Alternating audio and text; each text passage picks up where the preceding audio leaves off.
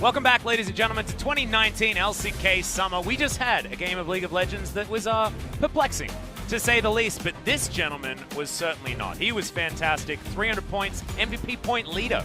At the moment, it's Dread, and damn, he played some good Lee Sin. It was a very offbeat game. Yeah. When I think about game number one, only 5 kills. Picking an MVP was a tricky one. We both went for Dread, so congrats to him. But if I was thinking about what movie would be the right analogy, game number would be like Garden State or something like that. No, Napoleon Dynamite. No. You finish the movie and you're like, was that funny or am I just really sad now? I'm confused. I felt the same way with Garden State. So in my head, Dread is Zach Braff, so he can go with that. I don't know. I mean, the soundtrack wasn't quite as good, in my opinion. I don't know. Our casting was pretty good.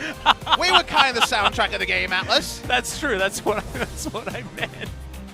Oh, my goodness. Well, here we are. Looking forward to game number 2, and I'm looking forward to Hanwha Life entering the building. I'm waiting for it. Looks to me like we haven't got too many substitutions or anything like that, so we might be running it back with this exact composition of players. I felt like Moojin, that game, like the kick notwithstanding, ruining the combo there, felt a little bit out of sync with the rest of his team. And again, we were kind of surprised by his inclusion today. Maybe they have a Monday and Friday roster, right? Maybe they have a start of the week, end of the week roster going on at the side of Hanwha Life, but they will be persisting with Moojin. No Bono for game number 2. Nope. Sangyoon's dad. Yeah.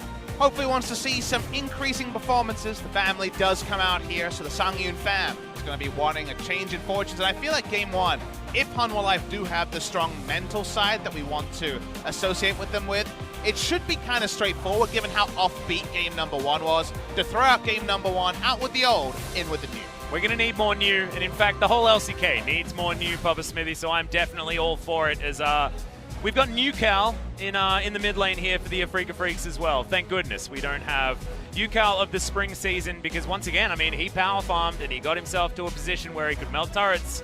And he is feeling world class now. I mean, I feel like that sign would look real silly if he was coming in the spring season because it's not likely that you'd see Ucal in that season. Now he's come back and looks much better. Ucal versus Moojin in the battle of people just lost to time in spring season. Game 2 between Hanwha Life and Afreeca. Game 1, a bit bemused, only 5 kills. But in the end, the Siege plus Baron combo was just too potent. Afreeca Freecs moving over to the blue side. Wait and see if we see that same priority that we saw in game number 1. SoHwan, Lux, Aatrox, and Sylas, highly contested. Yep, we'll see exactly what is going to happen. Of course, a little bit of a note here, although sample size is definitely low. That was the first Afreeca Freecs victory on the red side. So now coming back to where they feel comfortable winning games. And I think there'll be a lot of firsts for Afreeca this season because it feels like they won't be a no-hoper. It feels like they'll be beating opponents they couldn't hold a candle to in spring season. This being one of them, right? Hanwha, I think, had a 2-0 record over the Afreeca Freecs in the spring season. Now let's see how Hanwha want to approach the bans. They double ban support on blue side. And actually, we're swapping sides, but we're sticking with the identities of the bans so far. Yeah, in theory, double ban on support, Papa Smithy. I don't know whether you call Sona a support when you can call her basically everything at this point in time. A support carry. We're not talking about Mad Life a balling out of control in Season 2. We're just talking about the champion going in the 80 carry role and balling out of control. Exactly. It's not Gosu Pepper this time around. Not seeing Edward. As a final ban here, and we've got so many left available. Sylas needs to be banned. SoHwan needs to be banned. Ryze needs to be banned. Gragas doesn't necessarily need to be banned, but this is going to leave the whole table open. Hanwha Life looking for the 2 picks on red side, and I sit here dreaming of a Trundle lock-in. So the SoHwan should be expecting the Camille to be coming out on the side of Afreeca Freecs. We've seen that almost always paired, but you're getting your Sylas, that's for sure. Absolutely. This one should just be locked away. Do they go for the both solo lanes in Ryze being picked up alongside it? They could certainly do that with a damaged jungler, but the Lux is going to continue getting that really high priority. Has a pretty good matchup into Yuumi, and Yuumi right now is still not I feel like it is the Yuumi victory. blocker, right? Yeah. So whether it's a blocker or just the champion you want to take, so flexible is Lux. She always achieves something with all her rune choices now that I actually like her as a priority pick over Yuumi until we see the Yuumi meta get a little bit more found over the course of summer. Yuumi is definitely very powerful, but teams right now still haven't put all the pieces together. Well, Dread, thinking about the Volley Bear, I want it to be picked because could you imagine Thunderclaws and the passive coming out from Sylas? You hijack the Volley Bear ultimate, you are a god. Certainly not going to happen, though. Tahm Kench taken, just a first-round champion. So, AD carry pick will come later. Hanwha Life might just be banning Varus in the second round. Do we see the Trundle first round from Hanwha Life? How are they feeling? Seems like they might actually opt into what we were mentioning. They feel like they're going to start banning AD carries. They take the AD carry they want. You would imagine some AD carry bans will come in now. Yeah, and the Lux Kai'Sa bottom lane has been a combination that we've seen quite a few times, actually. And has been working out relatively effectively. You can set up the Killer Instinct relatively well with the Light Binding also. Decent synergies there, and a heck of a lot of shielding available with the aforementioned ultimate as well as the W coming out from Moojin. So I don't mind it. The Varus is going to be banned away first up here. Exactly like you were talking about, no surprises, as the Varus Tahm Kench has been one of the most popular lanes to be picked on the blue side. But there's three. There's Varus with Tahm Kench, there's Ashe with Tahm Kench, and there's Ezreal with Tahm Kench. So one of them will be left open, perhaps two. Be interesting to see which poison Hanwha Life will pick in that particular regard. Kennen ban here, wanting to draw out some of the safe flexes from Hanwha Life, who already have the Sylas ready to go. Yeah, also an old favorite there of SoHwan, so not too bad. Ezreal is going to be the poison they choose to remove from aiming. And I think the reason you do that is much easier to hit a Light Binding onto an Ashe than it is onto an Ezreal. So it's just removing one of the more maneuverable options. The lane domination and mobility are the two bans when it comes to AD carries. No jungle ban. Again, still waiting for our first LCK Trundle to be revealed. That seems like the smartest counter, as this would actually cement a lane. Lux will be a very early lock-in. Please do it. Do it for Papa. Papa's been calling for a baby. Yeah, 5 seconds. And it is going to be locked in. I've never liked Moojin more. The highlight, but aiming insta-locks the Yasuo. He has enjoyed doing this recently. This will be the second time he plays it. In theory, could be going to Ucal still, though, as Senan to show us exactly what this team composition from the Afreeca Freecs is going to be, and that is the Sivir. I was thinking about whether or not the Sivir was going to be the choice, and now Ucal back on the Yasuo. And Atlas, you get to do the analysis for Afreeca. They've only got one identity going here. What are they all about on this blue side? They're all about going forward, Papa Smithy. Yep. They want to smack you with all of their buttons and run at you real fast. And they definitely want to smack you. It's a team fight comp from Afreeca Freecs. No range to speak of. A lot of wave clear in the 1-3-1 potential coming through from the Sivir. Last pick on red side into the Aatrox. They'll be angling for the Fiora versus Aatrox matchup. Now, while it's not undefeated so far, it did go down last week. It is a priority matchup for Fiora, as on the bottom of the screen, that was in fact an ad for the 5G ProView experience over here in Korea. For now, a 5G exclusive, so for people hoping to go home and have a full screen with lots of those POV streams, I hope your phone is big. Yeah, you're going to need a bigger phone for that one. And maybe you can do it on a tablet as well, so, I mean, you can just get a bigger tablet. That might work out, but not necessarily. As speaking of things not working out, Papa Smithy, SoHwan's still looking for his first victory on Fiora competitively. We'll see whether he can find it here in this game against a formidable opponent in Kiin. I was going to try to point out a Fiora victory, but that was the Yasuo victory. Remember that Yasuo game where I spoke some French on broadcast? You did do that. Don't Google that one. Holy guacamole. Holy guacamole. That wasn't, I was saying a naughtier word than that one, Alice. That particular game. So Afreeca Freecs say, well, we just team fighting, which is the opposite of, well, we just sieging, which was their game #1 identity. So they're changing things up. Over the side of Hanwha Life, they've got some nice pickups here. I know I'm very excited to see LCK Trundle embrace a real answer to Sejuani, so a week 2 strategy being rolled out here. But their comp is definitely more difficult to execute. Can they make it about SoHwan's matchup? Because the Aurelia kind of went begging in the 1v1 in game #1. And also, Afreeca Freecs have a hell of a lot of physical damage. There is not a lot of magic damage on this squad, so see whether they can make that up as well as we get into game #2.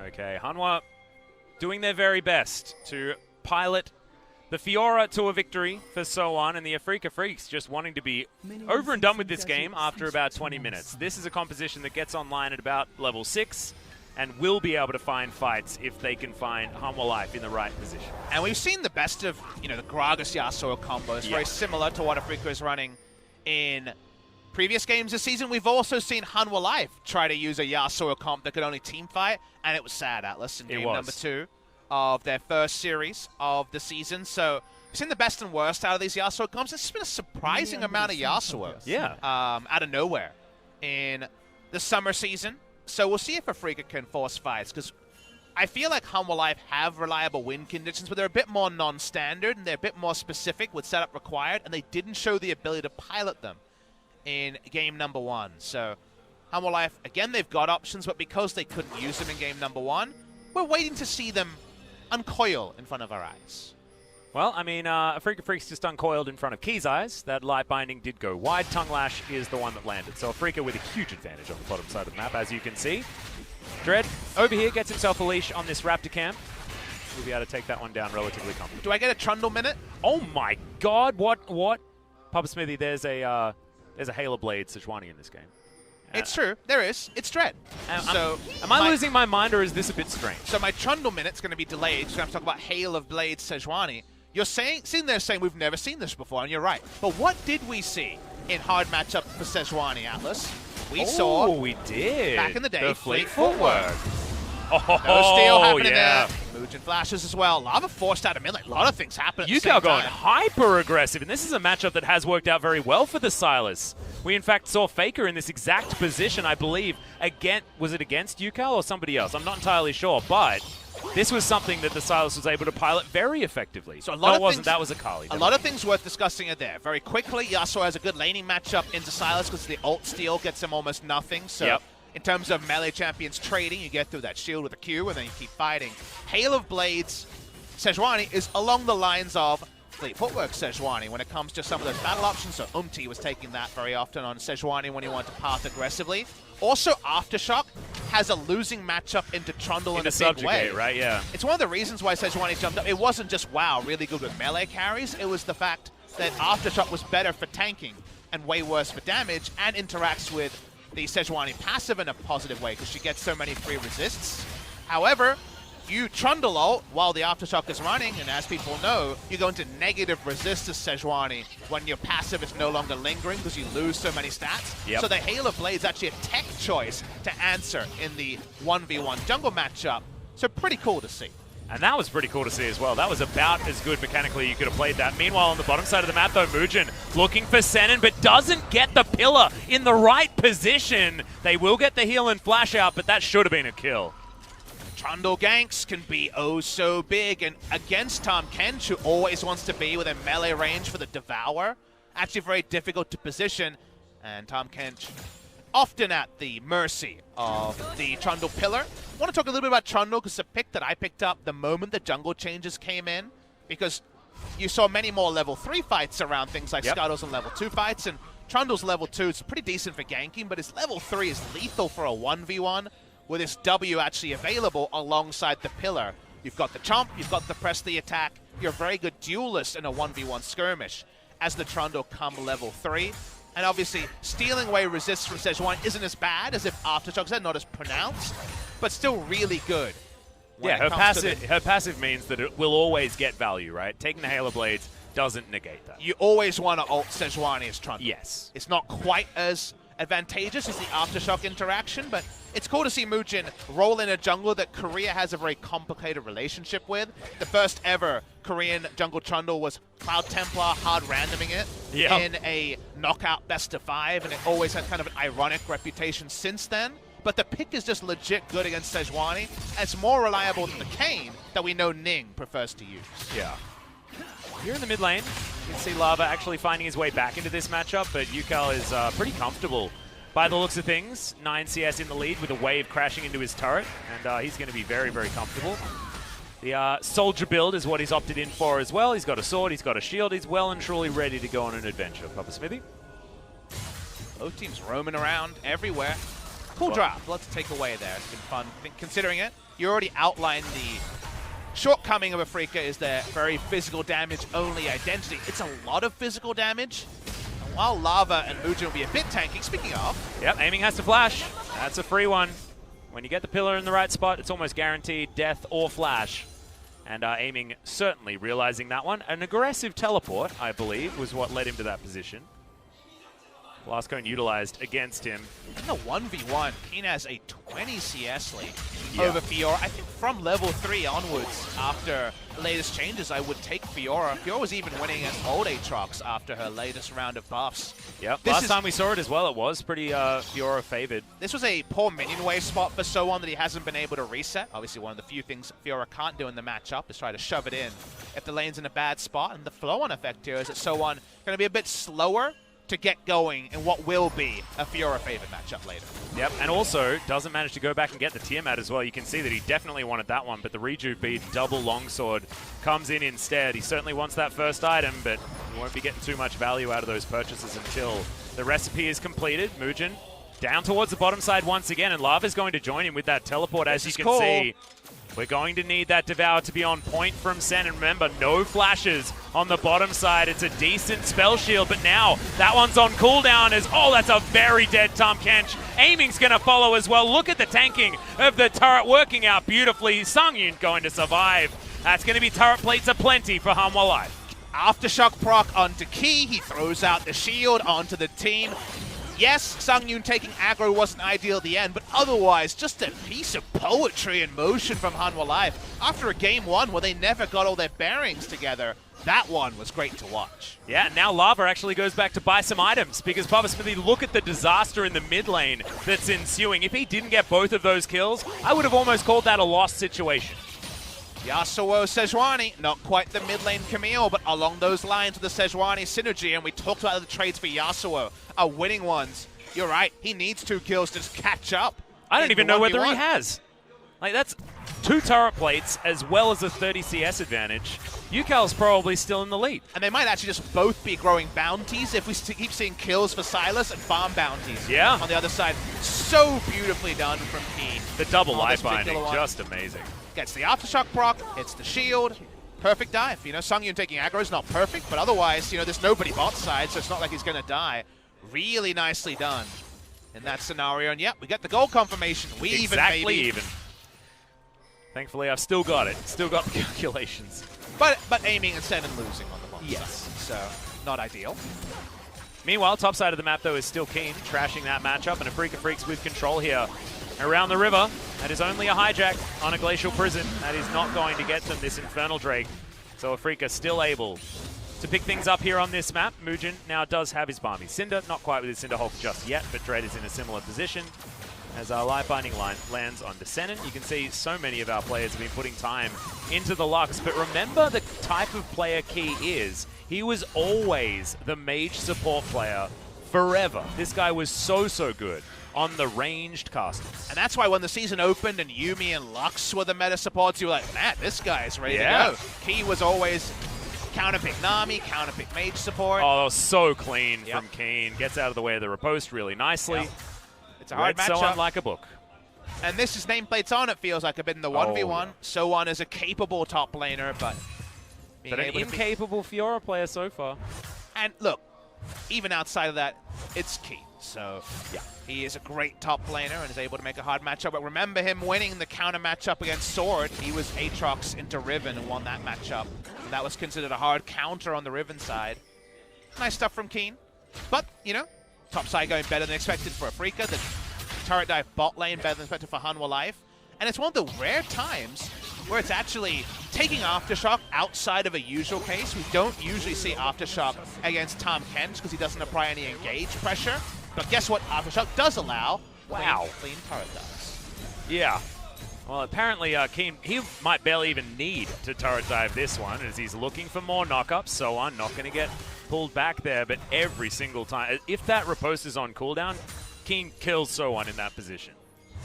A good start with a good top laner means a rougher laning phase than expected. Now SoHwan's almost a scaling top laner in a matchup that's very Fiora favored.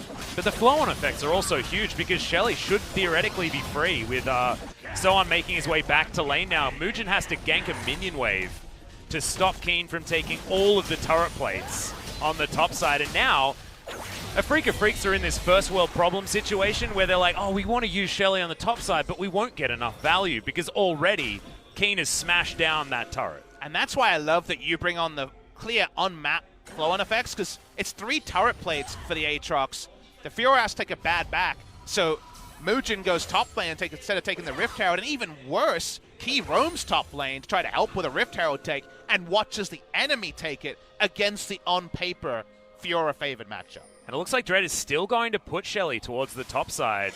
He was considering it. Still a fair bit of time before Shelly has to be used to take down these turret plates. I'd like to see it on the bottom side of the map to really get some extra pressure, but now it looks like Dread is in here at the right time. The Umbral dash is good. Kiin throws down the ultimate. Dread makes sure that he gets in range for that one, but that guarantees the kill. And that is going to mean turret falls down, double plates going over to Kiin, and this Aatrox is huge. 11-minute turret for the Aatrox, and then he's going to start teleporting into fights, and best of luck with that. Dread waited out of range, came in the moment he saw riposte.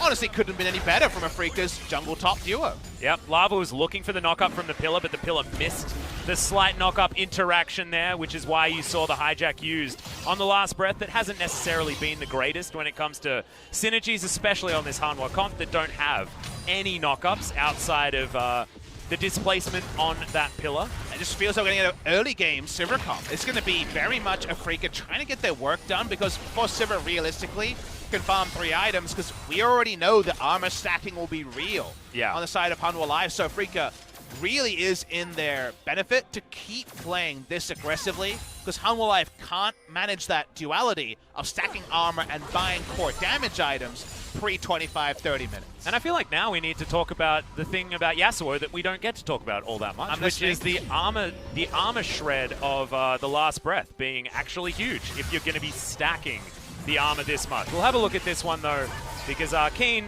certainly killed SoHwan real quick, and Dread came in to make sure that he couldn't escape. SoHwan had to use riposte defensively in the 1v1. Horse already shouldn't happen in the matchup because Fiora was losing by so much, and then Dread could profit up. So great communication, great read on a lane state that's not a common one in the matchup. Just a really good call from Afreeca's top side, and that now means we have some hilarious mismatches in terms of item timings in the 1v1.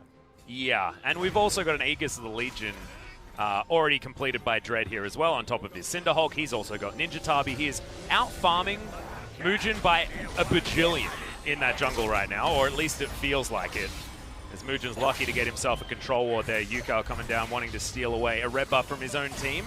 Light Binding lands here, as there's the last breath. They finally do get that knock-up. Windwall's good. The last breath on the side of the Yasuo, though, is decent, but Ucal has to get out of there. Devour, that is a huge slow. Triple knock-up, and the kill at the end! Not quite enough to do it, but it looked real spicy. Hanwha walk away with the advantage. And there's the duality of the Afreeca Freecs and their young lineup. They take a fight they should in Atlas. They take a fight where the synergies can come together. Trundle Pillar is an easy opening for the last breath. And given the future scaling, anything that injects gold now for Hanwha Life is priceless when it comes to those late game team fights that may never have came if they kept just playing around Kiin. Yeah, and that's going to be 2 kills for sangyoon too, which is so huge. Finally able to get himself onto the board in that first column of the KDA, and this is what started it up. Once again, it's Kiin playing some pretty nice lucks. Trundle Pillar Yasuo, Trundle Pillar Swain. You don't think about it on paper, but it is. Those knockups to open up. Great synergy, sangyoon in position to fight around. Kiin is stranded in the mid lane, and he was a lot of the gold lead. Atlas is still a 1,500 gold lead to Afreeca Freecs. Actually, it extends to 1,700 gold lead when we come on screen.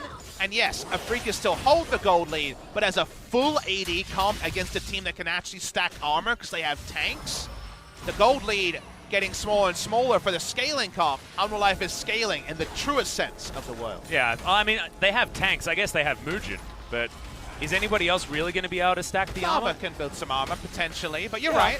But Trundle is going to be really, really tanky. Yeah, and also that's going to be his entire job this game as well, so that is enough of a problem in unto itself, despite the fact that he's going to be the only one that's going to fully benefit. Dread coming on in here. Just getting some vision down. Afreeca still playing as far up as they can.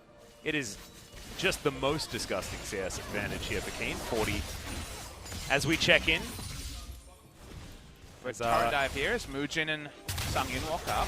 Yeah, on the hunt. Is now picked up here from Lava, thinking about trying to go for a potential chase. Saw Dread did have Glacial Prison available to him, could have stopped the influx of Hanwha Life players, but decides that he doesn't want to invest that one. He's going to play it safe, make sure that he holds on to any engage tools that he has. I feel like Cuz has really set the bar when it comes to playing SoHwan around the mid to late game and being able to start fights on a whim with that ultimate. SoHwan is such an interesting champ in that she has non-committal CC. I mean, Amumu mains was so mad when SoHwan was announced. It's like, wait, an arranged Amumu ult? And obviously the AoE and the other things around it have changed over time. But the reason why I bring it up is, yes, she's non-committal in her ult, but if her ult misses, she's basically not a champion. Yeah. So you kind of have to pick your moment. I feel like so many SoHwanis are paralyzed with fear that they'll miss their ult. So they just don't ult.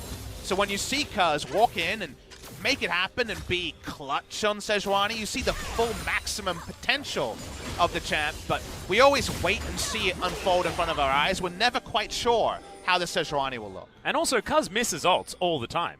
He's really good at just throwing it out off cooldown and trying to find his opportunity. And I think you can't be scared to try and go for those moves. As SoHwan looking for it once again. Back to the wall is Kiin, but Ki's going to move up. Sangyoon's here as well. It's a good flash, but that is Flash having to be invested alongside the ult to get out. And 3 members being invested means goodbye to the mid lane outer turret. So bottom lane outer turret might also go down as well, as Dread and Ucal are right here. So yeah, they're going to lose way more than they gain, as Kiin's Flash is all they got. Hanwha Life don't have a pain point, except don't we have some nice teamfight options. It's kind of where they're at right now, and unfortunately, the game is happening around those in the lanes because they have a losing Fiora matchup. They're really kind of miscast. Fiora feels like a great actress that you just don't like the role that they've been cast in right now because they're supposed to be able to take the win over the Aatrox. So around these ganks where we see people chase on to Kiin, yes, you get an ult, yes, you get a flash, but you lose a lot. Yep, looks like Dread is going to be rushing towards Zeke's Convergence. I like this a lot if he's going to be proactive with his ultimate play. We were talking about how good Cuz was. He also built that item alongside the Knight's Vow, which means that Afreeca will be able to transition into a Sivir composition very well as they move into the later stages. Ucal can hold them all up in the air, and aiming can treat them like a Beyblade arena. It's going to be very scary, despite being able to build armor. Didn't ever mention it, but Sangyoon went for the Manamune build that we see a little bit less of.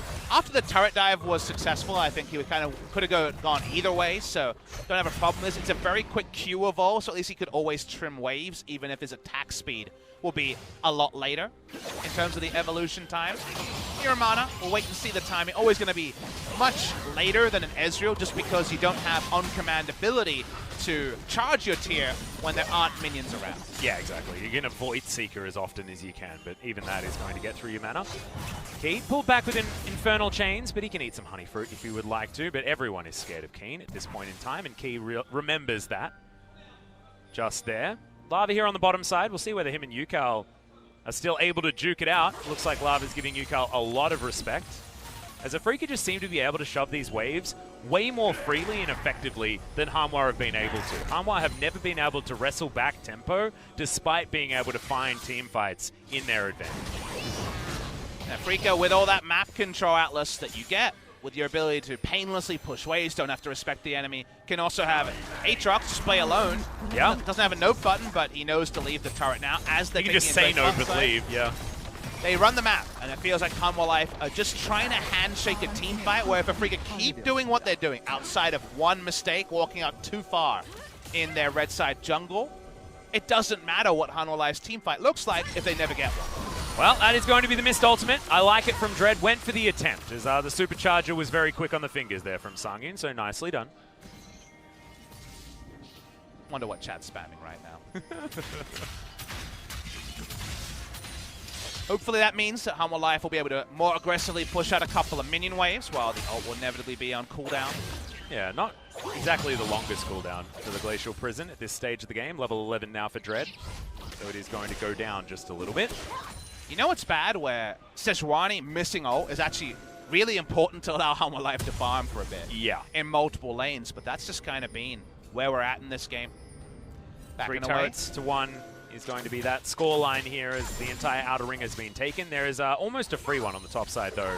That inner turret is a hair's breadth away from being dead. Loving the Steric's choice from the Yasuo. And you might say, but he's winning in farm. Why not go for a snowball, i.e.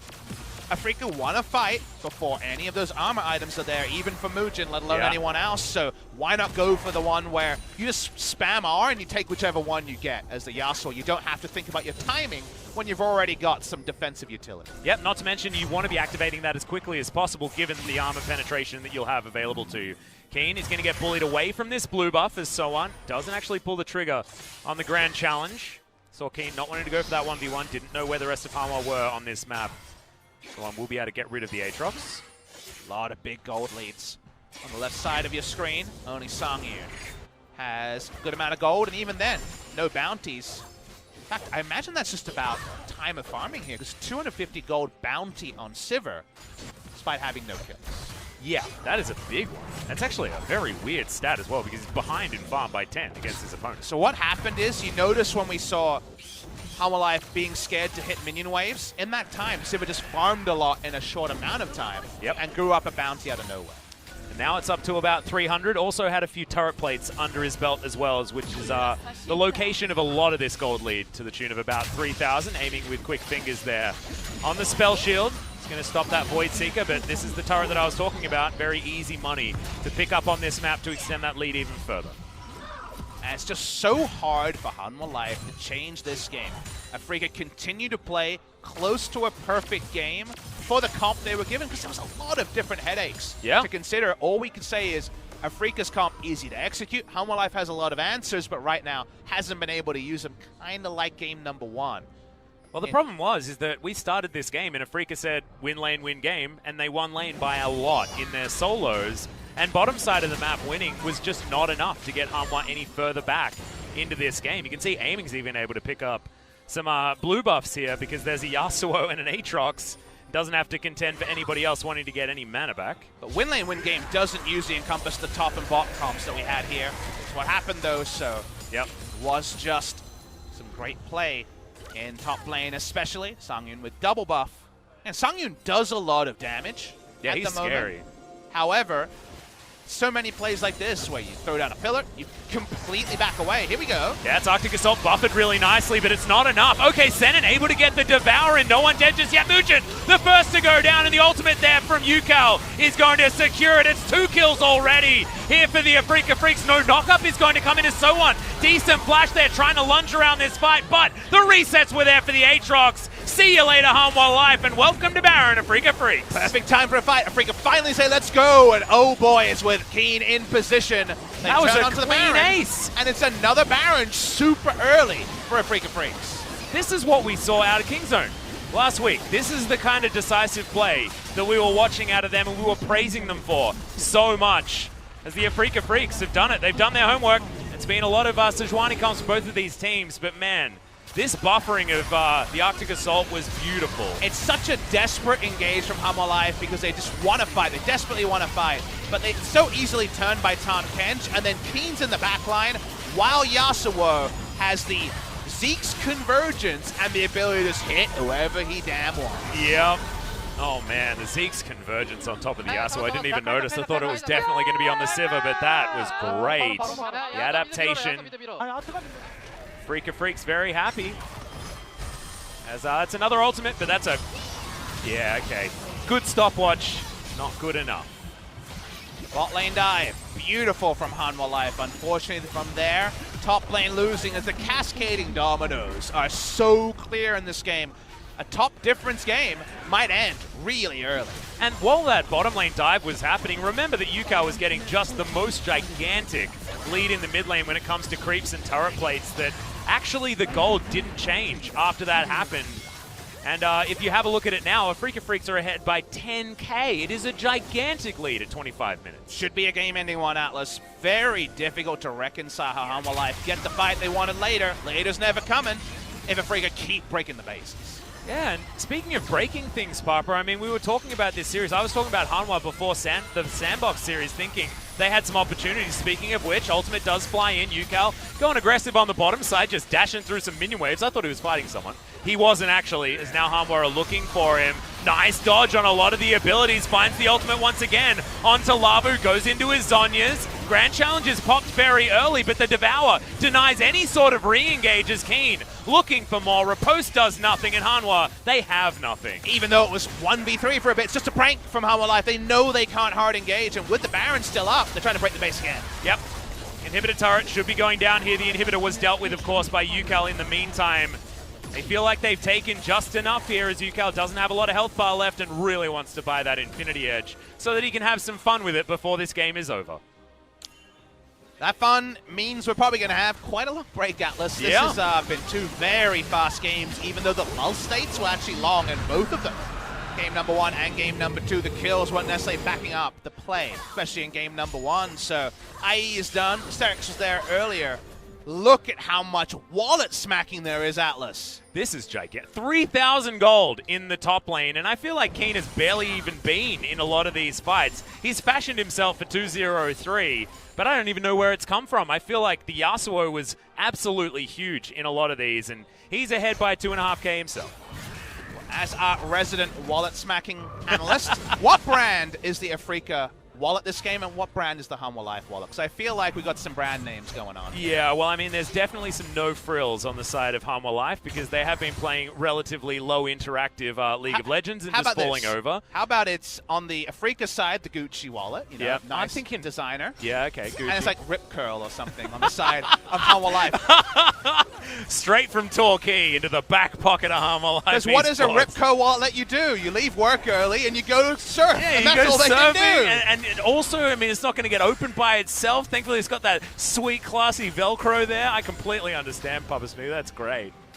Does it allow you to, you know, swim around more comfortably in the death chamber as well? You're going to have to ask Hanwha Life, Atlas. Oh, man. Yeah, well, the Louis Vuitton's looking good on Afreeca Freecs. I think they've all chosen a different designer brand. I don't think it's all Gucci on this side, although it is, to be perfectly honest. No, it definitely is all Gucci. On the Afreeca side, No Face not crying after this one. That's tears of joy. Yeah.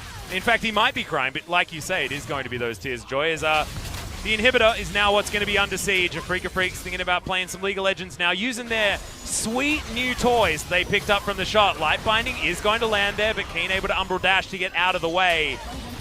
Still, Afreeca just looks like they're playing with their food right now. Light Binding again lands. Ultimate is going to be followed up though as Kiin takes about half of his health bar in damage. SoHwan dealing with a super creep wave as Afreeca are going to play this one by the book. Spending some time up towards this inhibitor turret. Okay, Ucal, Grand Challenge is down.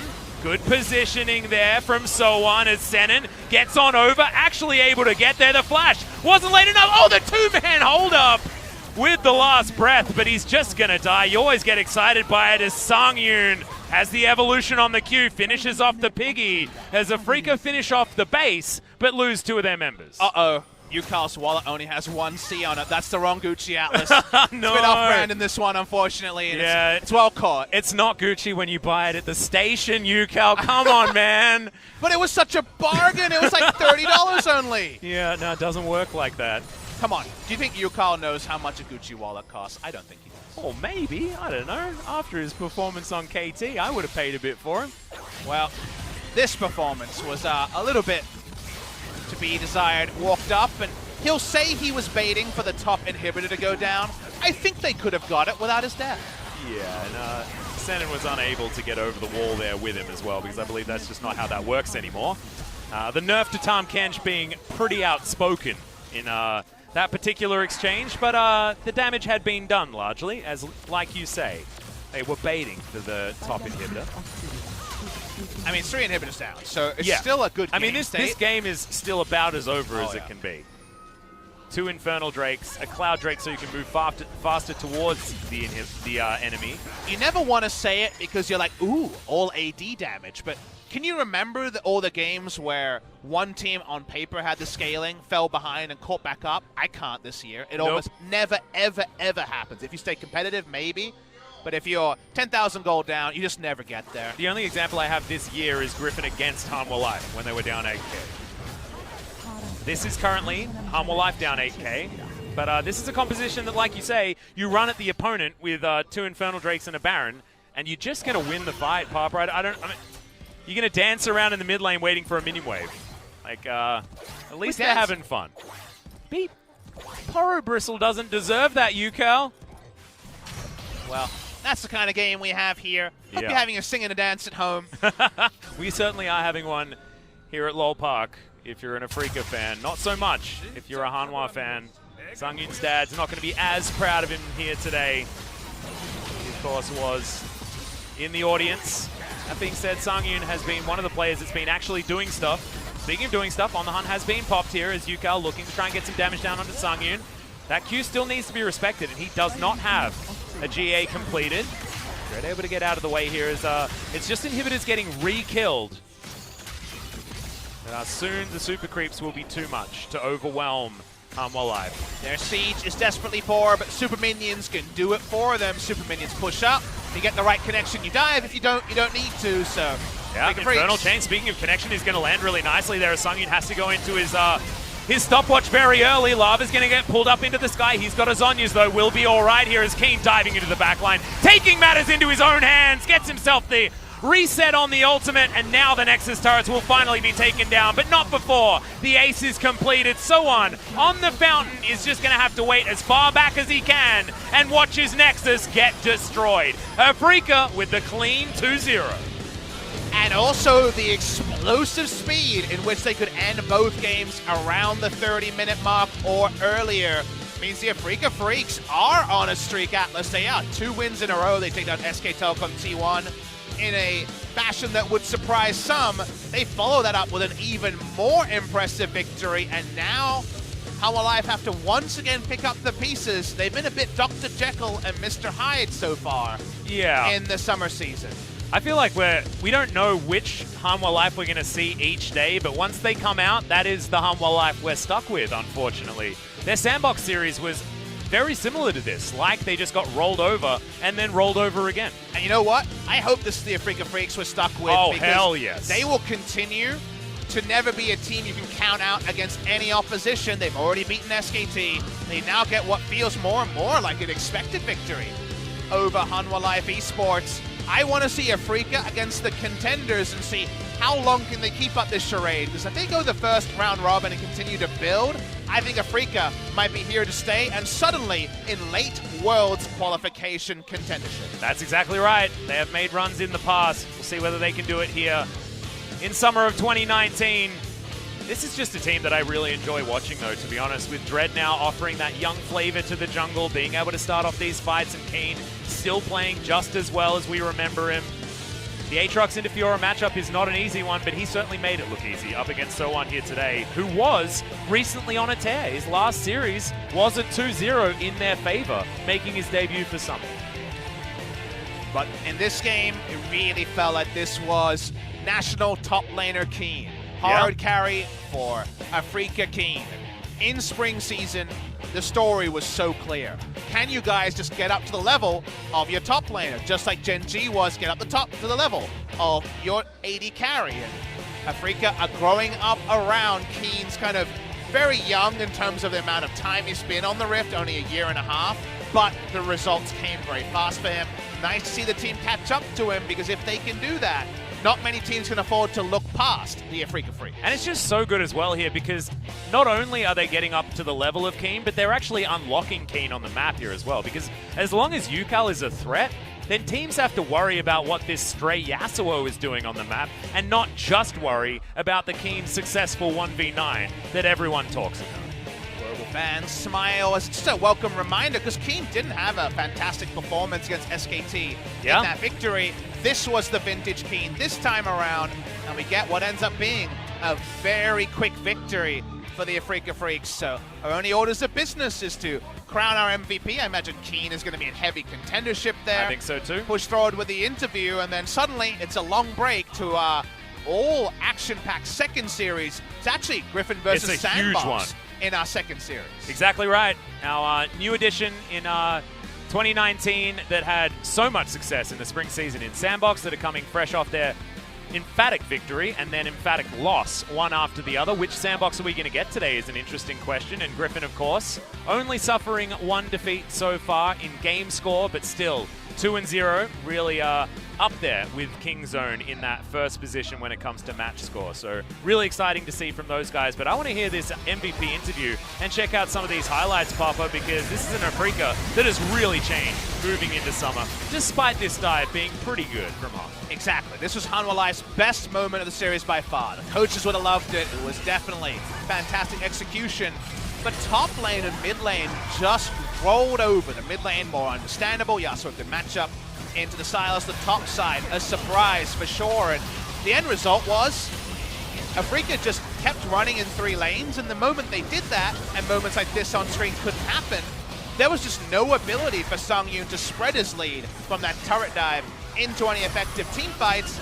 We kind of just watched on in horror as Afreeca grew their gold lead more and more in fairly non-interactive fashion. Yep, and then Kiin teleports in behind this fight that had been started from Hanwha, and honestly, this was all she wrote at this point. I think right here it was about a 3,000 gold lead. After this team fight and the ensuing Baron, it was instantly 10,000, and the game was done. And again, we just look up. We look at our papers and say, wait, who does Afreeca play later this week? I'll have to see if I have it in front of me. Kingzone, Papa Smithy. Okay, well, Kingzone have quite the interesting week. They face SK Telecom T1 slumping after MSI into Afreeca with their, honestly, first ascent of 2019. So if Kingzone leave this week 2-0, it's suddenly a conspicuous 2-0, whatever SKT's fortunes at the moment. Exactly, and I don't think Kingzone have quite had that much to struggle with so far. You want a cool stat? Oh yeah, give me a cool quick stat. stat. Okay. Shout out to Quick Shot. It better be about Drag. The only 2 teams that Kingzone have dropped games to since the second round robin started are SKT and Afreeca Freecs. 5 games to SKT, 1 game to Afreeca, no games to anyone else. That is a fun stat. Exactly. Damn, Quickshot would be really happy that you called that a quick stat. I didn't even need anyone in my ear. I just knew. Well, I'm excited to see what this team is going to be able to do against Kingzone, but I'm also excited to see what has really made them tick as we get another MVP interview with these guys. It's a lot of damage coming out from aiming, but honestly, it's those 2 solo lanes killing creeps way better than their opponents that really push them over the line here. The Afreeca Freecs feels like they have fixed a lot of the problems. It's only 3 matches in, but man, starting to make me a believer, Papa Smithy. And you know what? I'm still a believer in the Trundle versus SoHwan. It didn't win this time, but shout out to Moojin and the Hanwha Life coaching staff. LCK teams, please don't be result-orientated. That's a good matchup into SoHwan. Yep, that's exactly right. So that's going to be on Saturday, okay? The Kingzone versus Afreeca series. Make sure you're here for that one. That is going to be very exciting. You and I will be in the chat. Yeah, we've got a lot of huge... Well, actually, I'm going to be on the broadcast, Papa Smithy. Oh, you're switching it up. Yeah, I did a bit of a Okay, switcheroo with the old Brendan Valdez, so I'll be there with you on Saturday alongside LS. But Sunday, you'll have your Valdez. Don't worry, I'm not going to deny you Valdez. No one would dare. No. Of course not. Of course not. We can't ruin the balance or anything like that here at the LCK. As we get the MVP, it's going to be Kiin towards the top side, 3-0-6. He played some Aatrox into a counter matchup and smashed the game. I'd give him an MVP for that. I think it is richly deserved in game number 2. You and I on the ball with our MVP voting so far I today. voted for Ucal, actually. I thought his play was more exciting. Fans didn't know that. You could have gotten away with a freebie. No, I'm not getting... No, I don't take any freebies, Papa Smithy. It's a compliment from Papa Smithy. You don't get many of those. No, it's a lie from Papa Smithy. That's what that was. Damned if you do, damned if you don't with this one. Yeah, apparently. But I just wanted to stay honest. I'm not going to let you give me any freebies, Papa. I want to earn it. And that time I was incorrect when it came to the MVP vote. But how disappointed would you have been if it was Ucal? Pretty disappointed. All right, fair enough. Well, we are going to go down to Dread and Kiin, who are standing on side with Mina. So here's Ji-sun for some translation. This is Ji-sun with today's interview translation, and we're going to be hearing from Dread, Kiin, picking up 2-0 victory up against Hanwha Life Esports. So how did you prepare for today's series? Just as usual. Well, we just did our best to pull off the plays that we do in the scrims. Okay, this is your first MVP interview of the Summer Split. How do you feel right now? Well, I think I'm feeling better and better going through the split, so I think I have to work even harder. Well, actually, a lot of people expected more of the fights because it's a game between two aggressive teams, but nothing really happened much. Well, that's what I expected as well, but this is actually a competitive game, so we were trying to go a little more defensively and go safe. And Dread. So Moojin and he played Garner Thresh composition. Did you expect that? No, not at all. 경기 막 시작하면서 전략을 짜셨을 것 같은데 Then what kind of feedback went back and forth before going into the games after the pick and back? We're expecting them to go play around the bot lane, so I was also preparing to counterplay it. So we have this highlight over here. We could see you popping off with your crazy mechanics. That kick. 기억이 나시나요? Do you remember that? 네, 이때 뭐 어느 정도 들어올 걸 예상을 하고 계셨어요. Did you expect that play from Moojin? 그냥 스카너. Well, I just saw Skarno running toward us. I just kicked him away. 발차기. 네, 자, 이 장면 이후에 경기가 빠르게 흘러가서 승리를 1세트 승리를 가져다 줬습니다. 자, 그리고 2세트에서는 Moving on to game number 2. 트런들을 들고 나왔었는데 Hanwha Life 이건 예상하고 walked in Trundle jungle. Did you expect that? Well, I did. 칼날비 세주안이로 이제 And you played Halo Blade Sejuani. Was that a Connor rune? 그냥 요진을 들면. Well, if I go with Aftershock, 아니 카운터 맞는 그런. it's Trundle Ultimate will be a big counter for me, so I just went with Halo Blades. I just wanted to stack up 4 stacks as soon as possible. 선택이었다고 생각을 합니다. 자, 그리고 기인 선수는 오늘 계속 아트록스로 상대를 하셨는데요. You have been playing Aatrox today. 굉장히 좋지 않잖아요. However, Aatrox has a very low win rate. Why is that? 아트록스가 이제 좀 Well, Aatrox 선픽으로 뽑는 경우가 많은데 이제 그럴 때마다 좀 go with a lot of 힘들게 blind 가는 picks, so 그런 it has a lot of hard 판들이 좀 times during the 있어서 laning 아무래도 phase. 아트록스 승률이 좀 안 So 나왔던 that's why he has a very poor 근데 result 기인 선수만큼은 recently. 오늘 특히 2세트에서 피오라를 포탑 앞에서 정말 숨도 못 But however, 쉬게 you were just giving so much pressure to Fiora today. How was that possible? 이제 정글이 아무래도 많이 보여 Well, 생각을 해서 I had 압박을 vision 세게 넣을 수 around 있었던 것 같아요. Moojin a lot, so I was able to put a lot of pressure during the laning phase. Would you like to give some credit to Dread? 저희가 요즘 물이 올라가지고 Well, 아, his 잘하는 것 performance is on point. 기인 선수가 시즌 초에 뭐 이런 얘기를 했잖아요. 나 Kiin, 이제 you 71이면 said 좀 안 that 하고 싶다. we want no more in 이런 1v9. 얘기를 하셨는데 요즘 So are 경기 you 양상이 trusting 좀 your 많이 teammates? Do 드시는지 you 궁금해요. like the 아, game, 요즘 the way the game goes 대회를 nowadays? 이길 때마다 좀 묻혀가는 느낌이라서 Whenever we win the game, I think I got carried. So it's a little bit sad, but it's really comfortable. 선수의 개인기가 빛났던 장면도 오늘도 We 역시 do have a highlight of your 나왔습니다. 자, performance of 장면인데요. today's 함께 game as well. 만나보시죠. This is the team fight that you guys aced out the Hanwha players. 어떤 상황이었는데 얘기 한번 들어볼게요. So what was going on?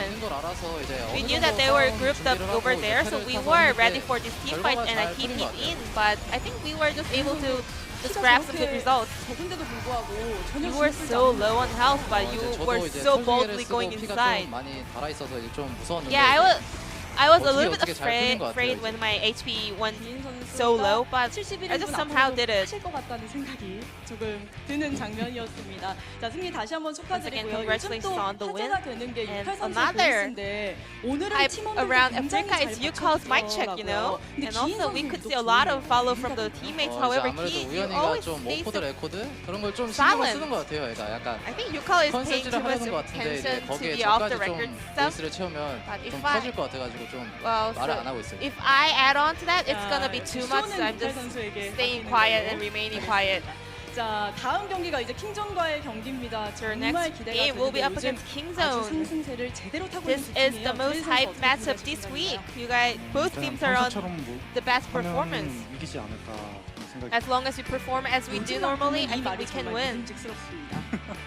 자, 기인 선수는 어떤 전략 What about you, Kiin? 세우고 What 계신가요? kind of strategy are you gonna bring in? 킹존이 요즘 잘하고 있는데 그냥 Kingzone, they are doing 하던 really 대로 great 뭐 recently. 열심히 But 잘하면 if we do 아무래도 as we 잘 풀리지 practice 않을까 그렇게 and if we 생각하고 있어요. do our best, I think it's gonna be good. 자신감이 묻어나는 그런 인터뷰였습니다. I think we can 오늘 pick up 승리 good 다시 results. 한번 축하드리고요. 인터뷰도 감사드립니다. Thank you very much for this interview, and I'm gonna 감사합니다. pass it back to our casters. Thank 네, you. 아프리카의 트레드 선수 기인 선수 함께했습니다. 중계선 연결할게요. Thank you so much. much, G-Sun, and welcome back to the Caster Desk, ladies and gentlemen, where we are sorry to say that we're going to have a huge break. Afreeca really dealt with Hanwha Life far too quickly for our liking, because we like to move the LCK as one fluid motion into the next series, but instead we're going to have about an hour-long break. A bit over an hour-long break. Also want to point out one thing. Dread is a real strapping young lad. He is, and he's gigantic, Exactly. Papa Smithy. He is so tall. He's from the kind of tall school of thought. We don't usually have those sort of people. I just wanted to point out because it's so conspicuous, because you always talk about young player growing up in the LCK. Also, he's just getting bigger. Yeah, and he's really young as well. It's like, I feel like they're building them bigger now these days, Papa Smithy. And usually when you get counter-jungled by this mechanical jungler, you're like, oh yeah, wouldn't want to meet me in a dark alley. I'm not sure I'm willing to beat him on the Rift or on a dark alley. I don't want to meet him anywhere. I want to avoid him. Yeah, that's why I've avoided playing in high ELO League of Legends, Papa Smithy, is because of Dread, most definitely. But as you can see, we've achieved some equilibrium here as Afreeca Freecs move up into third place against Hanwha Life, who fall all the way back down again. Blue does it best, apparently. King Zone and Afreeca rocking the blue, and those boys in blue will face later in the week. You pointed out, Atlas, they talked about it in the interview. King Zone and Afreeca feel like they're the most informed teams. Griffin have kind of just willed themselves to 2-0, but I need to see a convincing victory against Sandbox in our second series to really start aggrandizing Griffin like we have so frequently in their 2 splits in the LCK so far. And after Afreeca Freecs dealt with Hanwha Life so comfortably as well, I mean, the Sandbox victory over this team doesn't look quite as strong. So what can they do to bounce back after their 0-2 against King Zone? Man, there are so many things to think about and so much time to think about them as well, Papa Smithy, because we have about an hour's break before we're back with Sandbox versus Griffin. We'll see you there.